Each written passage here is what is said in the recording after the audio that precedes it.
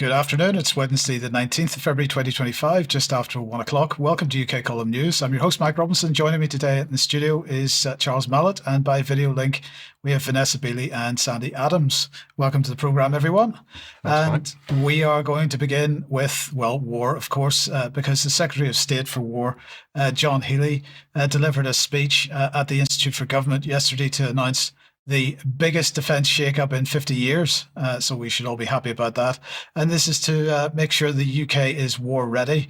And the biggest of the biggest announcements was perhaps the complete concentration of wartime power into the hands of four incompetents, led by Admiral Ratigan, Chief of the Defence Staff.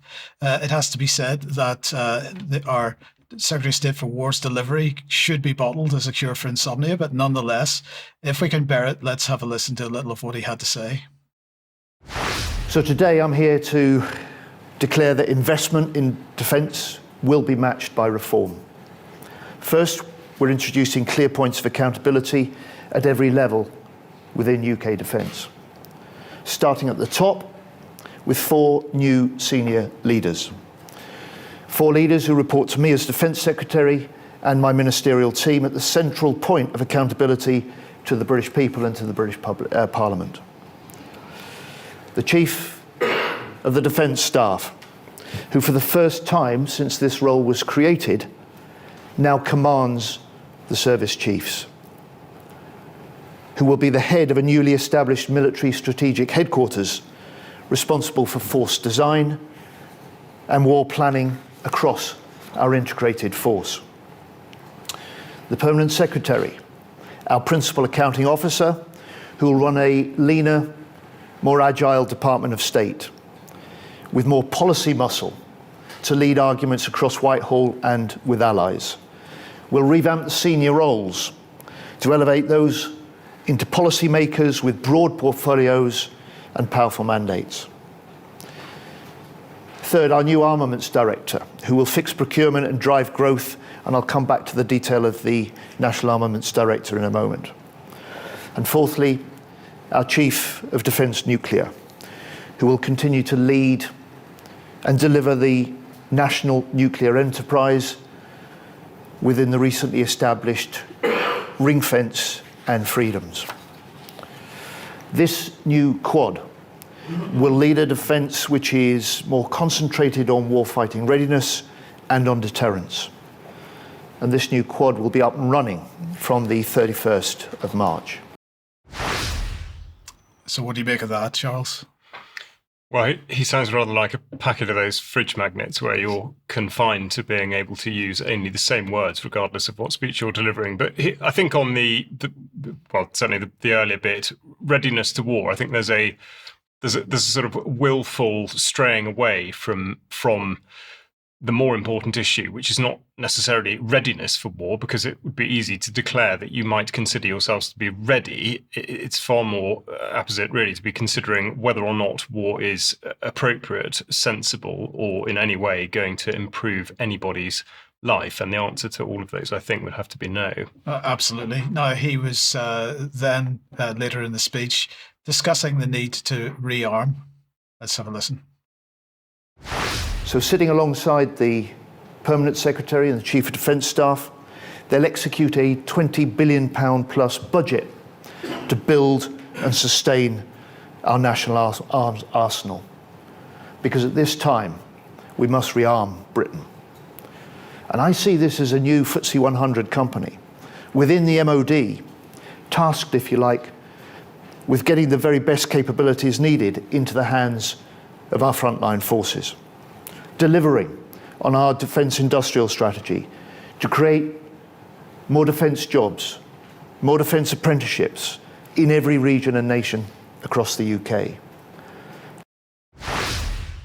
Now, of course, he was completely silent about why we have to rearm Britain, and having spent our entire of our arsenal on helping Russia train what is possibly now the most effective fighting force in the world. I don't know if you agree with that, but I mean, we have effectively trained the Russian military in a way that we haven't trained the Ukrainians, because actually do we have anybody, Charles, in the military at the moment that has the experience to properly train the Ukrainians?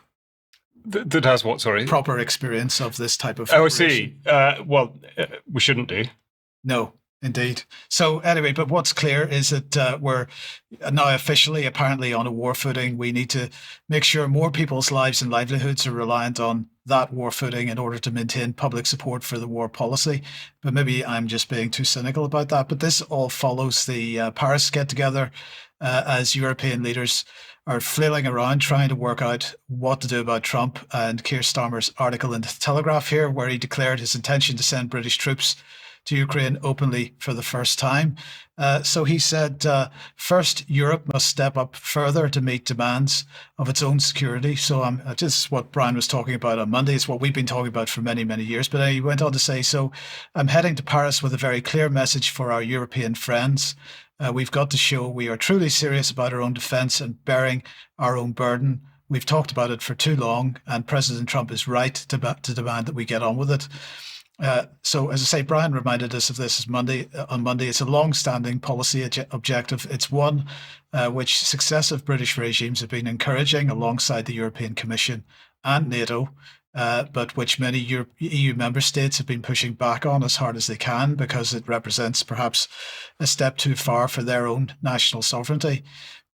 The question is if the Trump effect can push it over the line, and that remains to be seen. But anyway, Starmer went on to say, we did mention this, bearing our own burden.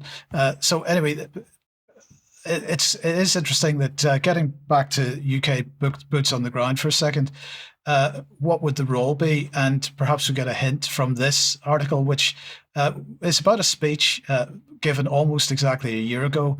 Ambassador James Kariuki giving a speech to the Special Committee on Peacekeeping Operations, and the speech entitled "Peacekeeping is one of the UN's most valuable tools to support global peace and security."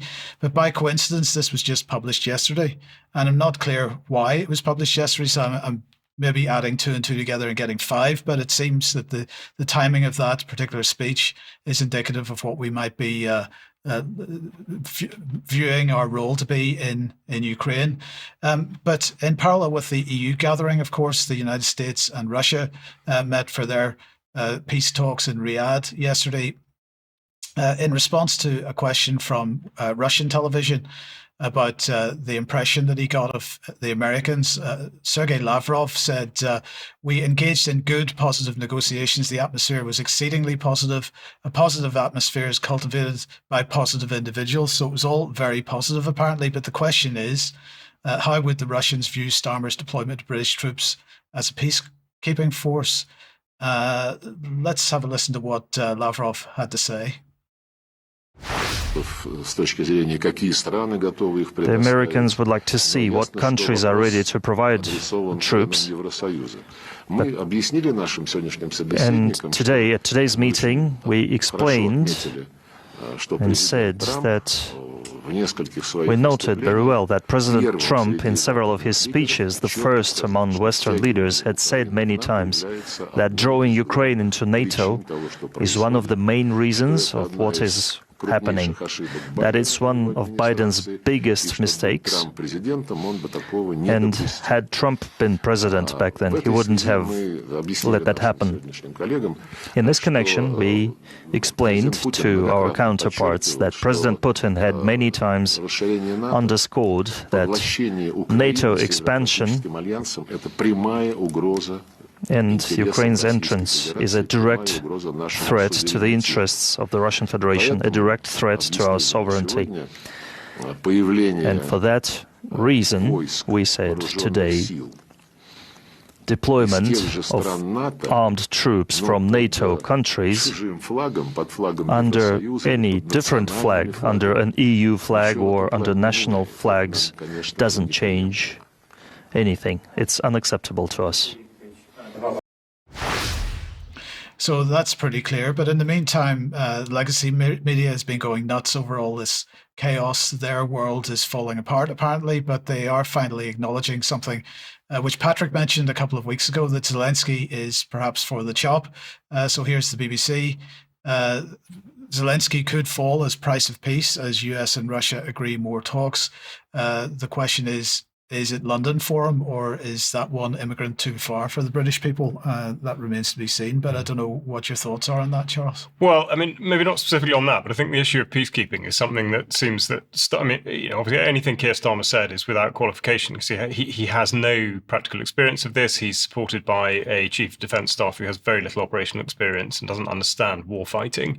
The issue on peacekeeping is whether or not it has the support of the home nation. So has Zelensky actually invited Starmer to make such a proposal, and if not, that's a problem. But if this is not to be done under a NATO banner, then that's exactly where Ukraine and Zelensky might take issue, because it would suggest that membership of NATO is in fact still a distant prospect, which is not what they want. But of course, it does still enable the UK, the United States, everybody else to continue to use Ukraine as a proxy should they so choose. So in effect, this would give the United States and the United Kingdom and anybody else that wants to join in the ability to have a sort of controlling oversight over the very lucrative business of reconstructing, in enormous inverted commas, Ukraine. Thank you, Charles. Vanessa, let me welcome you to the programme. If you want to comment on any of this, please do. But then come on to what is the Abraham Shield? Yes, I'll probably keep to extra because I'm so flabbergasted by Britain's. I don't know what to call it anymore. I mean, it's just idiocy. But anyway, let's come on to the madness that's ongoing in this region. And this is something that I wanted to draw people's attention to, because at UK Culling, we've been talking for a long time about what the direction of travel is, what the end game is, and this lays it out very nicely. This is a newly formed, since October the 7th, the Coalition for Regional Security. And basically, this was established about a year after October the 7th, and represents a wide and diverse group of public figures and opinion leaders in the security, diplomacy, business, high-tech and research field who joined together to ensure the security of the State of Israel through the promotion of the Abraham Shield Plan. And of course, we know that that's an extension of the Abraham Accords that were established by Trump's son-in-law, Jared Kushner, back under Trump's first administration. And then just looking through at the About Us section, with crisis comes opportunity, a new regional order in the Middle East. And of course, this is the new Middle East that has been spoken about for decades, even going back to the Clean Break Doctrine in 1997. But I really, this document is quite shocking in how clearly it lays out the plans of the Abraham Alliance, which of course we'll come on to, but is headed by the US and Israel. And clearly Trump has been brought in to carry this plan through. So the State of Israel has been dealing with 7 different fronts that form the Iranian, of course. No one else has any problem with the State of Israel in the region at all. The Iranian Ring of Fire that seeks to destroy Israel. And then moving on, we have also the new regional order. And this is why Iran turned Gaza into Hamas, southern Lebanon into Hezbollah-stan, built militias in Iraq and Syria, and strengthened the Houthis, aka Ansarullah, in Yemen. It is why Iran is trying to infiltrate Jordan, the West Bank, and Egypt. And I've paraphrased a little bit there, while at the same time implementing its nuclear program. So this is the nub of the matter. Of course, it's always been the biggest problem for Israel that Iran may develop some kind of nuclear capability, while of course Israel has clandestinely been producing its own nuclear capability for decades without the knowledge even of the United States. So if we actually go through the plan itself, as I said, it lays it out very clearly. This is part 1, those 6 steps to the plan.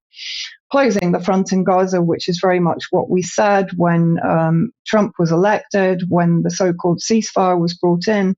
It was very clear that that was the closing of this file and the pivot to the next stage, returning all hostages, establishing a technocratic transitional government in Gaza, and a regionally led de-Hamasification try and say that quickly. And you're getting the idea of the actual lexicon used in this plan, which for me is absolutely disgusting. It's reducing the Palestinians, the political national identity of the Palestinians down to these derogatory terms. And so part one, again, closing the front in Gaza, returning all hostages. Arab police forces, Western reconstruction package. So it's harnessing the normalized Arab states under the Abraham Accords to police Gaza and have military presence in Gaza, and the US and the West to actually rebuild Gaza. And of course, we know that the vision for that is this free trade zone, this kind of Dubaiification of Gaza and of Palestine, and the theft of Palestinian gas. This has already pretty much been approved by the UAE. The envoy to Washington claims no alternative to ethnic cleansing of Gaza. So he's already put his stamp on the Trump Take Gaza plan.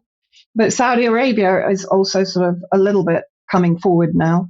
About a year ago, even while Palestinians were being genocided by the Zionists, the Saudi Crown Prince said publicly that he personally doesn't care about the Palestinian issue. And back in, I think it was 2023, so 1 year before that, on the September the 11th, 2023, he publicly stated, "This is Saudi's war. This is my war. I am not going to die until I see the Middle East at the forefront of the world." So the battle lines are being very clearly drawn. And within this document, that is made even clearer to a large extent. Now, this is fascinating. We've been talking about the correlation between what the Israelis have been doing to the Palestinians for years and what has been happening in the West with CBDC, central digital surveillance, and so on. And guess what? It's actually now included in the Abraham Shield, still under the section of 01. Cash in the Gaza Strip will be abolished. Zero cash. So we don't even have kind of zero everything else. We now have zero cash. And an advanced mechanism of monetary supervision will be implemented. So you can guess what that is. If you're not going to submit to occupation, if you're not going to accept Israeli oppression, if you're not going to accept living in a concentration camp reduced even further down from what Gaza already is, then you won't receive any cash. That's basically the bottom line there. And then I think if we move on to the second section, implementing and enforcing the agreement in southern Lebanon. So Lebanon then is getting pulled into this entire plan through a zero violation. Now, since the ceasefire that came into effect on the 26th of January, Israel has violated that more than 1,400 times, 1,400 times. And actually, since they agreed to some degree to withdraw from Lebanon on the 18th, they've already today assassinated a mayor of one of the villages in the south on the border with Israel, targeting his car with a drone. So if we're talking about zero violations, and very important, strengthening the Lebanese army. So this becomes very clear that where the Lebanese army has been pulled in to replace Hezbollah in the south of Lebanon, now Israel is clearly saying Israel is going to be strengthening the Lebanese army. So what does this mean? The Lebanese army becomes a proxy of Israel in Lebanese territory on the border and occupying the border towns of the southern Lebanese people, right? And because it's not only Hezbollah who live in the south, there are Christians, there are Sunnis, there are multiple sects and faiths down in southern Lebanon also. And remember that the US has already been sponsoring the Lebanese army in order to keep it absolutely toothless and unable to respond to Israel anyway. 03, part of the Shield plan, following the fall of the Assad regime, harnessing regional forces to stabilize Syria and turn it into a buffer against the Iranian axis. So this becomes clear now why Syria it was absolutely essential that Syria should fall. It also talks about continued occupation of the Golan territories, but that, of course, also means the territory in southern Syria that it now has annexed, and it is busy building military posts, increased now up to more than 9. It will prevent the arms coming into Lebanon to the resistance if they want to defend themselves against the Israeli violations of any ceasefire agreement. And they're going to enlist, this is the actual wording of the document, US administration to prevent Iran regaining a presence inside Syria. And they will work with Turkey, which they consider to be central to keeping order. And of course, that has been in place since 1993 with the security accord between Turkey and Israel, where they can use their Turkish territory to spy on the regional countries. And then if we move on to 04, which is basically to expand and deepen moderate regional coalition. That's what I was talking about, the Gulf states, the Sunni Islamic states predominantly, that are very much, of course, under the control of the US and the British, returning to a fast-track normalization with Saudi Arabia and expanding the Abraham Accords. So what does this mean? Of course, it means Greater Israel. It means Israel is going to expand through its alliances and collaboration and entrapment of those Gulf states and other states like Jordan, for example, who are already, and Egypt, who are very much under the control of the West and Israel. And 05, which is basically the blockade plan, as they call it, implementing a blockade plan against Iran and preventing its nuclearization. So again, we're back to the hub of the issue. And then moving on to, this is where the wording just becomes extraordinary. The last section of the document, an Israeli declaration of gradual, responsible, secure path of separation from the Palestinians within a decade. So gone is the two-state solution. That doesn't even exist in this document. One-state solution is in the bin. Two-state solution is gone. And instead, you have part of a comprehensive regional agreement to basically squeeze the Palestinians out and to give Israel supremacy in the region. And then moving on again, we have again, back on the separation issue. So they say with the implementation of reforms and the fulfillment of the conditions of separation, the Palestinians will join the Abraham Alliance. So basically, when they've been indoctrinated, when they've been forced out of any form of resistance and basically declawed from a Palestinian political identity or even a national identity, freedom for Israel to bomb whenever they feel that there is any kind of infraction, a complete demilitarization, they'll be allowed to join the Abraham Alliance, which will prevent the infiltration of Iranian influence on Israel's borders. Not Hamastan, rather Abrahamistan. I mean, this is a very chilling document. Of course, the resistance are not going to allow this to happen. The Yemenis have already come out publicly to say that if Israel or the US try to displace the Gazans, they will actually directly enter into conflict with both countries. And so we're really heading, if we follow the direction and travel, and we have been saying at UK Column that this is coming, we're heading for a very dangerous precipice of regional and potentially global war. Thank you, Vanessa.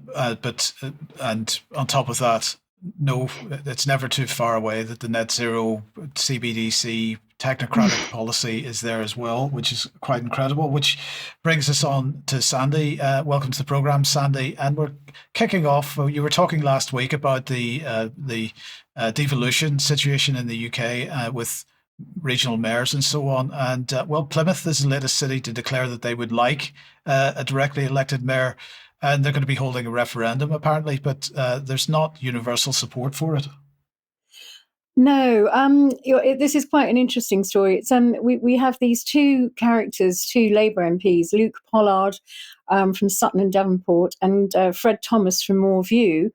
And they've slammed proposals for this directly elected mayor to be brought into their council.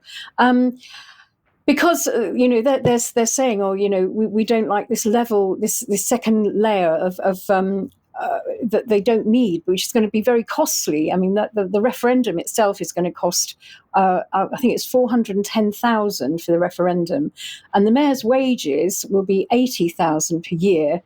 And they reckon the staffing cost with the wages and the office will come to 1.5 million a year. So, and of course, all the taxpayers will be footing this bill. And we can't let them off the hook, because I don't think they're being entirely honest. They're saying that this is a political move, but actually, they're never going to really tell the electorate what's really going on, but they're opposing it from a political standpoint, not really from a understanding or letting people know about the global consequences of this, which we do know, which we spoke about last week. But there are areas that have scrapped these local mayors. There's Bristol, Torbay, Stoke, Hartlepool, Liverpool, and they've abandoned these plans to take on these directly elected mayors. So there's reasons to be cheerful about this, in our own way, because we know where this is leading to, but. More people, hopefully, will be understanding that this is a very costly thing, and we don't really want it. Yeah, so that's quite a cheerful story, a local story, that they're actually questioning it and saying, look, we don't want this. Yeah, which is good. And also, I mean, I'm looking really at the reasons why we can have a little bit of hope, because I do see there is opposition to these plans, and looking at it globally, we've got the midway through to 2023, the Digital Compact meeting. I mean, the UN admitted that only 15% of the SDGs were on track, while 30% had actually stalled, and we've got a lot of these leaders like Klaus Schwab, really almost, sort of showing concern that they're not meeting their targets. Commitments to net zero are worth zero without the plans, policies, and actions to back it up. And we cannot afford to take movers or late movers. They're clearly worried, and there's more slide on that as well. You've got Antonio Guterres saying, if you cannot set a credible course for net zero, you should not be in business. They're worried, I think, about the businesses actually getting on board with this, because the businesses are late. The whole stakeholder capitalism thing needs businesses to get involved, and a lot of them are falling short on their net zero commitments. And then we've got we've got the online harms, stuff that they're really worried about. They're really worried about people's freedom of speech, people speaking up against any of this. The spread of hatred and lies online is causing grave harm to our world. Misinformation, disinformation, and hate speech are fueling prejudice, violence, exacerbating divisions and conflicts, demonizing minorities, and compromising the integrity of elections. Well, they've got to fight the media who are calling all of this out. So, we've got some. We realise that we're rattling their cages a bit. Now, the other thing that's happened this week is, a wonderful woman from Council Watch Eastbourne, Serena Stannard, appeared having watched UK Column last week. Have you got anything to say about that, Mike? Yes, I mean, she decided to intervene in her local council, and we've got a little bit of video. I was just going to show the first minute or so of the video that she recorded following the council meeting, and we're going to show a little bit of the response from the council itself in extra. But let's just have a listen to what she had to say about her intervention at her local council. Hello and welcome to Eastbourne Council Watch.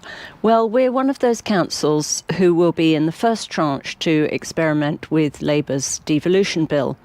which also means that we don't get to vote in council elections this May. So I thought I'd go along to a council meeting and make my and others' feelings known and to put it on the record, so to speak. Unfortunately, it was only a cabinet meeting, which meant that it was Lib Dems and not the Tories who were the ones to vote against the May elections. But I didn't know if I'd get another chance to speak in full council, so I went for it anyway. There was one Tory councillor in the public gallery, so maybe word will get back.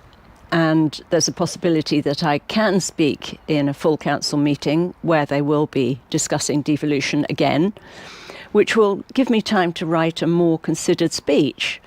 Having written yesterday's speech, I then put on UK Column to listen before I went off to the meeting, and up popped Sandi Adams with loads of information about devolution. So that was the cue for me to rush off and rewrite my speech in about half an hour. However, it got a good reception, and do listen to what the council member for Net Zero had to say. So we'll show you what the devolution, or the Minister for the Council member for Net Zero had to say in extra. But Sandi, this I have to say is great, because this is exactly what we hope for. We hope the information that we put out on the UK Column News will be used by people who are active in some way. That's exactly the point. And so well done to Serena.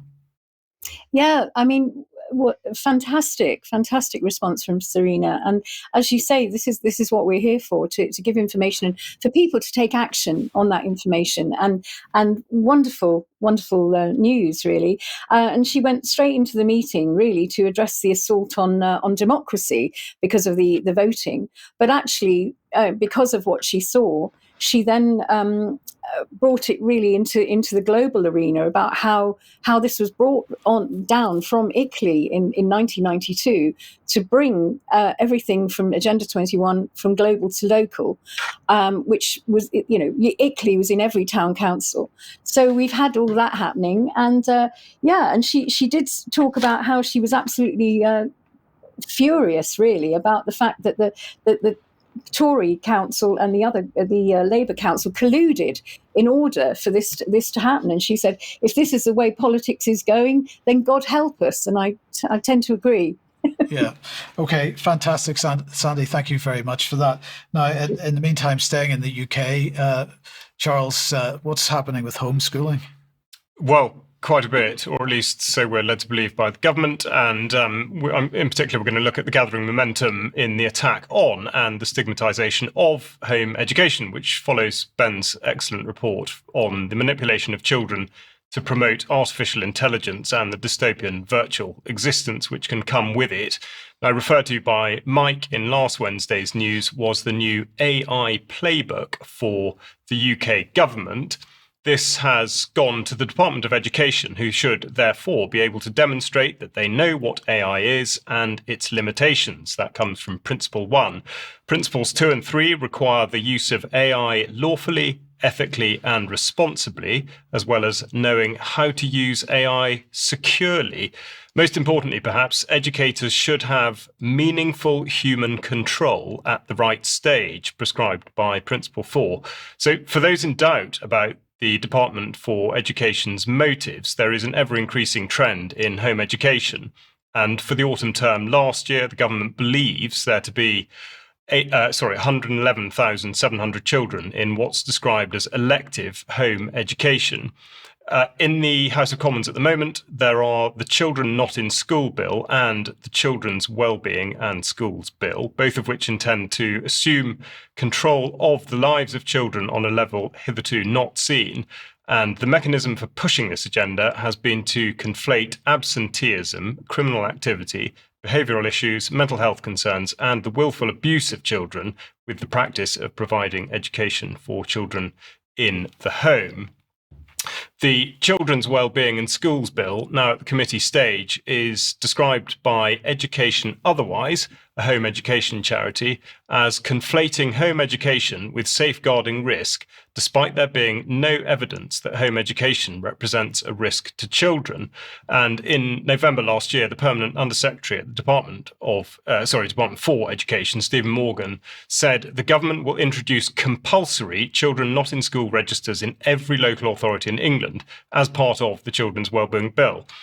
This was in response to a question as to whether the Education Secretary will take steps to ensure that children remain in mainstream education rather than home education.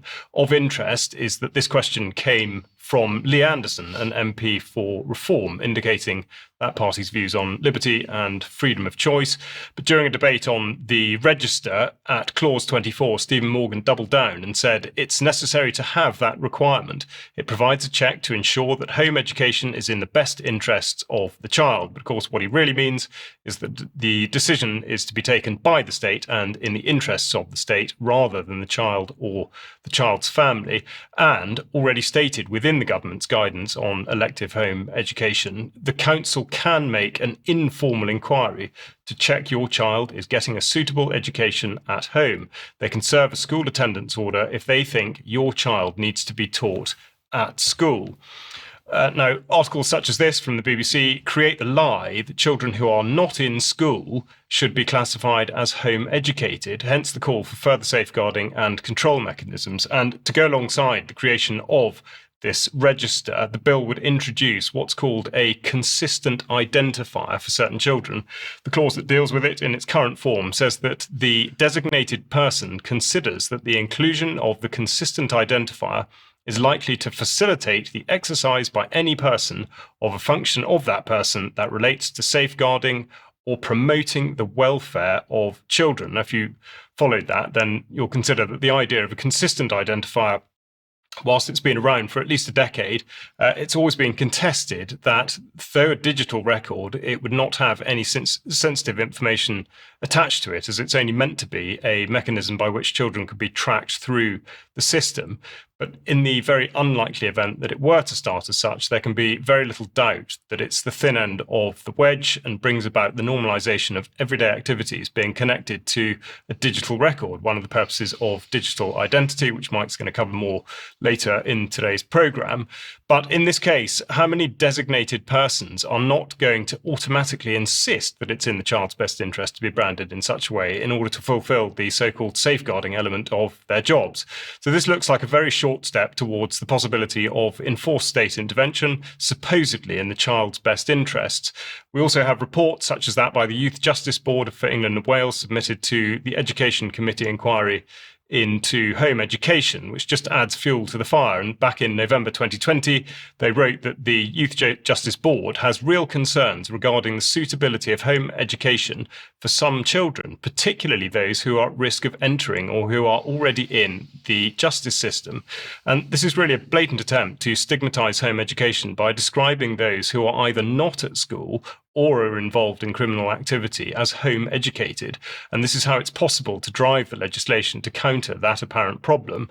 The Youth Justice Board goes on to adopt the airport security philosophy by saying that time spent out of school, for whatever reason, is recognised to constitute a significant risk to children who are vulnerable to criminal exploitation. They did, though, concede that the Department of Education does not hold any data on the educational attainment of known home educated children in England, which seems a most significant omission. And to return to the start of this report, the Youth Justice Board report destroys any credibility it may have had by considering that, quote, one of the positive outcomes of the COVID-19 lockdown has been the education system's fast-paced adoption of virtual education technology. Although this method of education is not ideal, it could show potential for the development of future alternative support packages for children by reducing the need to exclude or home educate. A rather depressing picture, yes. I think. Now, if you're undecided on this issue, I would recommend reading Richard Morrissey's most recent piece in The Conservative Woman, describing the erosion of family identity and the appalling consequences for children as a result of exactly the virtual technology which the Youth Justice Board promotes. So I think a lot to think about, a lot more to talk about in extra on that. And if you've got any thoughts specifically on... Well, it's we've published one article by Martin Edwards already on the issue of the use of exclusion in schools and the way that children are being treated by schools in many, many ways. This is going to be followed up with 3 or 4 more articles in the coming days. And actually, there's quite a picture building here about the attack on children. Yeah, I mean, it's very notable that, I don't want to sort of, overdo the point, but the BBC in particular, if you do search home education on the BBC, it is absolutely phenomenal, the number of different ways in which they can say that there is something wrong with everybody that is home educated, and indeed those that choose to do it for their children. Quite phenomenal propaganda. Yes. Okay. Let's move on. If you like what the UK Column does, you'd like to support us, support.ukcolumn.org is the place to go. We do need your ongoing financial support. You can make a donation or join as a member. You'd be very welcome. And there are various membership levels there, but pick something up at the UK Column shop if you can as well, or buy something from clive2carl.com. We get a small commission on sales so long as you use the link that's on this page. But if you can't do any of that, please do share our material, because we are still, of course, subject to censorship on the various platforms, despite what you may have heard about X in particular. And so we do have links there for you to help with that. Another reminder of Saturday, the 5th of April, 2025 in Cheltenham. Please do join us for that. Tickets going very fast. And we're looking forward to seeing everybody at it. Tomorrow at 1 p.m., Brian will be speaking this is part 2 of 2 entitled "Child Stealing by the State: A Mother Criminalised for Speaking Out." Now, this interview is part of a series, which is going to be, there are going to be many more of these over the next period, which cover template cases of child snatching by the state, also where the children are abused in the care of social services. I think that point that Brian would be very keen to make here is that mothers and fathers are trusting the UK Column to bring forward their cases and their evidence. But we do want to make it clear to everybody contacting the UK Column, we are a small team. We often can't respond or react immediately, but we're dedicated to exposing this state-sponsored crime, and we're fighting hard for the parents suffering within that abusive system. And so just stick with us. We are going to get these stories out. Now, yesterday, Ben was speaking to Rosie Marshall on her efforts to bring and highlight the situation of people damaged by COVID vaccines in Australia. If you haven't seen that, it's on the website now. Please do go have a look at it. Another reminder of Public Child Protection Wales conference taking place on the 22nd of February. Lots of great speakers at that. Support Kim Esherwood if you possibly can. And also that's if you're in Wales, of course, or close to Wales. If you're in Scotland or close to, you can head up to Edinburgh for the Scottish People's COVID-19 inquiry. That's taking place also on Saturday the 22nd. I'd get along to that if you possibly can. And one more ad here.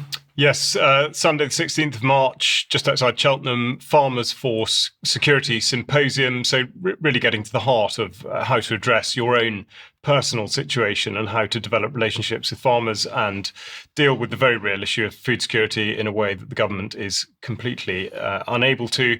And that will involve a great range of speakers, some of whom the UK Column audience will be familiar with, including Sandi, and I will be comparing the event. So get your tickets now. Fantastic. Okay, thank you. Now let's welcome Vanessa back. And Vanessa, what's going on in your neck of the woods in Lebanon at the moment? Actually, Vanessa's not there. Are you there? I am here. Yes. Yeah. Okay. Right. So let's go with Lebanon. Yes. First of all, I just wanted to remind people this is the U.S. Embassy in Lebanon. Something, I can't remember how many football pitches it is, but it's vast. It's a garrison, 5,000 employees. The only bigger one is in Iraq, which of course has been colonized by the US for more than 30 years. It's a military center headquarters on one of the highest hills above the city of Beirut. So just to put everything into context about what I'm going to be talking about. And of course, yesterday was the end of the ceasefire. And although Israel has withdrawn from the majority of the areas in the south, of course, they've continued both to violate before and after the actual withdrawal.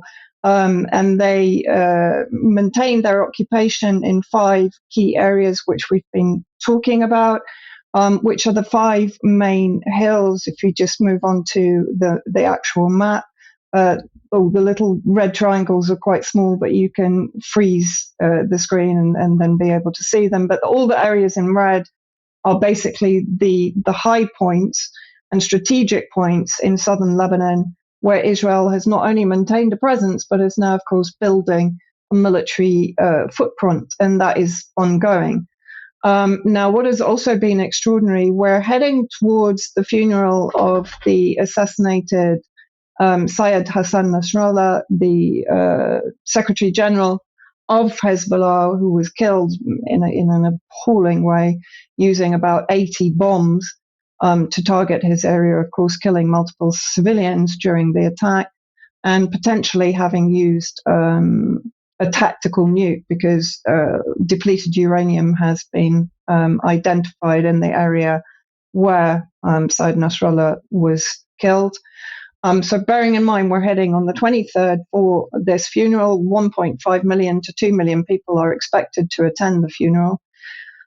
Guess what? The Israel suddenly tells the US that they must block an Iranian flight returning from Tehran to Beirut after Israel claimed that the IRGC was smuggling cash on civilian planes. So we have a very familiar story here. And in fact, it was Lebanese civilians who were turned back and had to return to Tehran after a spiritual visit to Tehran. And of course, what happened then, there were mass protests, and these protests were not only from Hezbollah, they were from Lebanese civilians who said, we're not going to be dictated to who can land at our airport by Israel and the United States. This is a sovereign country. And here you have a protester at the International Airport Road holds up a sign saying the road towards the airport is not Israeli. And eventually what happened is the Lebanese army fired on the protesters, both using live ammunition and tear gas. And of course, that infuriated people even more, because for how long the Lebanese army has been allowing the Israelis to target Lebanese civilians in the south and has not intervened at all. And case in question is 13-year-old Khadija Atwi. Here she is with the photo of her father, who was martyred in the last war. She's 13 years old. She was hit by an Israeli sniper in her cheek in Hula, one of the villages close to the borderline with the occupied Palestinian territories. And as her sister said in a report to Al Mayadeen, if we can just have the next slide, please. On February the 16th, Israel occupation forces opened fire on and killed 13-year-old Khadija Atwi in Hula. But what they don't mention is that they left her to bleed out. Moments before her murder, she told her sister, "I miss my dad and want to visit his grave." A minute later, a bullet struck her cheek, an injury her sister says shouldn't have been fatal. In an interview with Mayadeen, one of her sisters revealed that the Israeli occupation forces arrived in civilian jeeps in an obvious attempt at deceiving Hula's residents before opening fire at them. Her sisters also denounced the Lebanese government's failure to act swiftly, saying that if the Lebanese army had received orders to, just like the ones they were given on the airport road, if they had fired tear gas at the Israeli enemy, they could have saved the child who died, as I said, from basically bleeding out. And then again, it was exposed this week by Dr. Elias Jaradar, who's one of the ophthalmologists dealing with the hideous pager attacks that blinded and maimed multiple civilians in southern Lebanon last year. The US sanctions at that time were imposed deliberately to ban the import of corneas needed for eye surgery. So the actual suffering, if you remember, they cancelled flights evacuating people outside of Lebanon for treatment. And to add to the injury, now Air France and Emirates have suspended their flights to Beirut on February the 23rd. So this can only be seen as a vindictive campaign to prevent people being able to peacefully honor the loss of one of the most important figures in Lebanon. Thank you for that, Vanessa. Thank you. We'll talk more about that in extra, I'm quite sure. Charles, let's come back to the UK then, and what's going on with farming?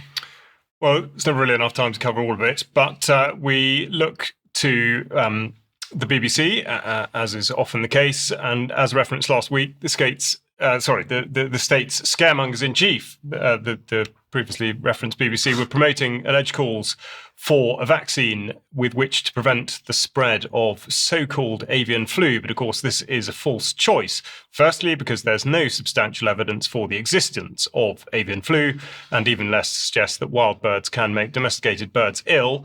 But secondly, the only thing killing birds in large numbers is the government, which has dusted off its slaughter on suspicion policy and uplifted its capability for the destruction of perfectly healthy birds. And as reported on by UK Culling, the government has pushed all keepers of birds to register them with the government, the only possible consequence of which is to harm the birds, either via degrading their environment through keeping them indoors or by slaughtering them in order that they do not contract a non-existent illness. So the stench of carcasses is really only eclipsed by that of the corruption of government, industry, and, of course, philanthropy.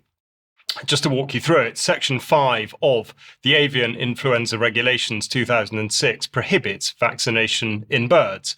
Therefore, it will come as no surprise to learn that Section 6 of the same regulations permits vaccination under emergency conditions. The United States has invoked its own protocols in the past few days and granted a conditional license to Zoetis for the use of its avian influenza vaccine. Zoetis is a former subsidiary of Pfizer, and it explains that a conditional license is used to meet an emergency condition, a limited market, local situation, or other special circumstance, and is issued for a finite period of time. Use of such a vaccine in the UK was being promoted by somebody called Professor Ian Brown of the Animal and Plant Health Agency exactly 2 years ago, despite the standing regulations prohibiting such a development. He is also a director of the UN's Food and Agriculture Programme, which, like so many UN initiatives, receives regular funding from the Bill and Melinda Gates Foundation. Zoetis, being, as I say, a former subsidiary of Pfizer, also receives funding from the Gates Foundation, most recently to advance sustainable livestock production. Now, in all of this, a significant document to which much corruption can be traced back to was produced by the World Bank in 2010 called People, Pathogens and Our Planet. I would say that this treatise on fear and fiction asserts that pandemics will occur with alarming regularity and that a majority will be zoonotic in origin, though it's not clear exactly how they were able to predict this with such certainty. But there's no doubt that this entire document is doublespeak for the many ways in which the rural environment and its people and animals should be attacked.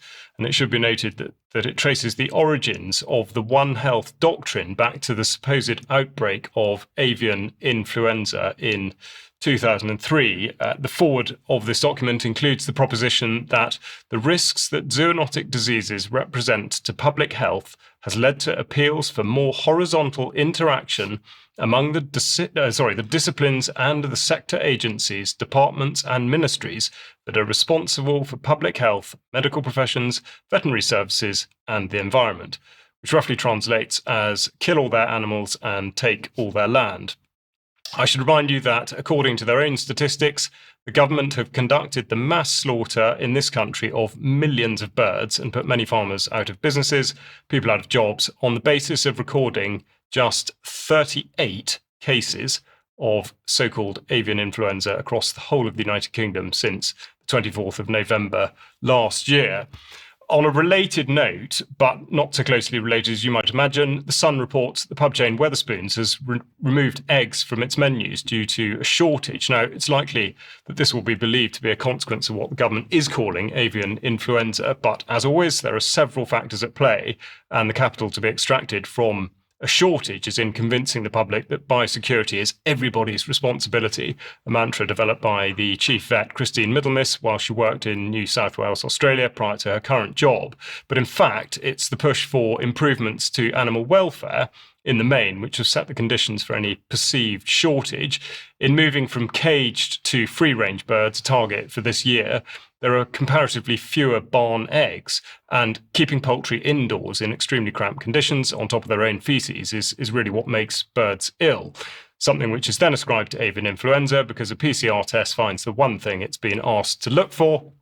The Grocer magazine reports that the cost of free-range eggs has increased more than 20% since the start of this year, and their report on the egg market from last month described that increased production costs of over 70% in certain quarters. So, as well as price increases in free-range eggs, which are no longer free-range, of course, because all these birds are now to be kept indoors due to biosecurity diktats, but can still be labelled as free range, there is a relative scarcity of barn eggs. Now, perversely or intentionally, the pursuit of welfare has also seen a reduction in the production of organic eggs by 16%, which looks bad for birds and bad for you. And we now move on to shotguns, and we look at the BASC staying on the omnipresent theme of state overreach, the introduction of new police powers to enter the homes of holders of firearms, the affront to liberty and the gratuitous application of unwarranted enforcement is well described by Bill Harriman, the Director of Firearms at the British Association for Shooting and Conservation, and he says, quote, that this fundamentally undermines the principles of fairness and due process. The government is handing the police sweeping powers to enter the homes of certificate holders when the ability to do so to protect public safety is already enshrined in law. This is potentially a serious infringement on the human rights of firearms users. In addition, by removing the safeguard of judicial oversight, a law-abiding section of society has been placed firmly into the category of second-class citizens, an article that will be in the show notes and is worth reading. So regardless of your views on the ownership and use of firearms and shotguns, I think the point to draw out here is that, like an ever-increasing amount of new legislation and regulatory powers, this goes well beyond the point of justification by public safety. And finally, when reporting on the adjournment of the Climate and Nature Bill until the 11th of July, I suggested that it could be in part related to the end of the summer term for schools. So it's interesting to see now that the Department for Education is blogging about the push for climate education, which came immediately after the vote in January, and also that the National Education Union are expressing their bitter disappointment at what happened to the bill. And they say that the findings show that young people who stand to lose the most, living on a degraded planet, are not receiving the necessary teaching and learning about the scale, scope, and likely development of climate breakdown because whole school learning on climate isn't embedded into all areas of the curriculum. Stand by if you have children in formal state education. Indeed. And let's end with digital ID. So the digital ID policy is, the policy agenda is moving ahead. Following the establishment, as we reported on some time ago, of the Office for Digital Identities and Attributes, well, the British regime is working on introducing a digital voter authority certificate and using digital versions of identification documents stored in the gov.uk wallet that we're all going to have at polling stations as part of its review of voter ID policy. This was announced in response to the Electoral Commission's report on the 2024 elections published last week. I'll just quote from this. It says, we are exploring digital versions of identification documents in general as part of our review of the voter ID policy, and will alongside this consider the possibility of introducing digital voter authority certificates. Digital IDs, they say, are becoming increasingly common, and a digital voter authority certificate could provide benefits, particularly in terms of convenience for the elector. So there you go. That's what's going to bring it in, is convenience. Now, in the meantime, Politics Home is reporting that a group of mainly the 2024 batch of MPs are demanding digital ID to stave off the Reform Party, because apparently MPs see digital ID as driving public services. This is a quote: driving public services, cutting spending, reducing welfare fraud, improving law enforcement and controlling borders. And they see this as being a pushback against Farage and Reform. But they also seem to be suggesting that digital ID would enable the benefits system to move to a so-called contributory model, where benefits are paid in. Where benefits that are paid back to the person are based on what's already been paid in the system, similar to what's going on in Denmark. So the question is, will the British people go for all this? The answer is possibly yes, although since the survey here on screen was carried out by Thales, who are selling their own mobile ID smart app, I think we need to take this with a fairly huge pinch of salt. Anyway, Thales are claiming that in their survey that of 1,000 people, so not a huge number, that a third have a store of documents such as passports and driving licenses held on their mobile devices in an insecure way at the moment. And so they are also suggesting that perhaps unsurprisingly, younger people are more likely to do this. Now, finally, on this issue for today, the UK regime has, you'll be pleased to know, signed a memorandum of understanding with Anthropic. This is a US-based company which describes itself as an AI safety and research company. The UK government clearly think they need to provide cover for what they're doing with digital ID and AI. And make no mistake, there are two sides. These are two sides of the same coin. So remember, anyone in this country or everyone in this country is going to be genomically sequenced as part of the recently announced plans for AI in this country. And that only works if genomic sequences are linked to digital ID. So it's interesting that they're trying to bring in this company from the United States to persuade us all that it's all perfectly all right and all perfectly safe. We'll talk about this more in extra, I'm sure, but we've got to leave the news for today. I'm going to say thank you very much to Vanessa, Sandi and Charles for today's news. Thank you all for watching. Stick around on the stream if you are a UK Culling member.